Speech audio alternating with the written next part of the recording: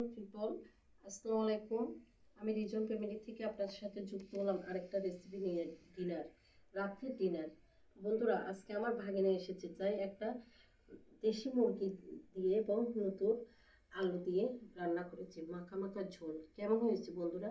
যদি ভালো লাগে অবশ্যই আপনারা লাইক, কমেন্ট, শেয়ার চাই, সাবস্ক্রাইব চাই। অবশ্যই সাবস্ক্রাইব করে সাবস্ক্রাইব উঠে দিবেন না বন্ধুরা, এটা হচ্ছে বৃষ্টি ব্যাপার। অবশ্যই লাইক কমেন্ট করে যাবেন। ঠিক আছে বন্ধুরা, অনেকদিন পর আসলাম, অবশ্যই আপনাদের মতামত এবং আনন্দ চাই। Tata, good night. Hello beautiful people, আসসালামু আলাইকুম।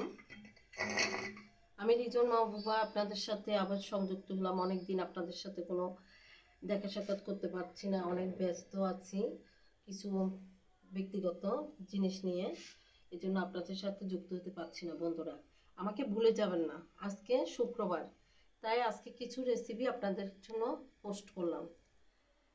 আপনারা আমার ফুলকপি, আলু, নতুন আলু, শীতের দুপুরবেলায় এই ফুলকপির তরকারি দিয়ে ভাত খেতে অনেক মজা।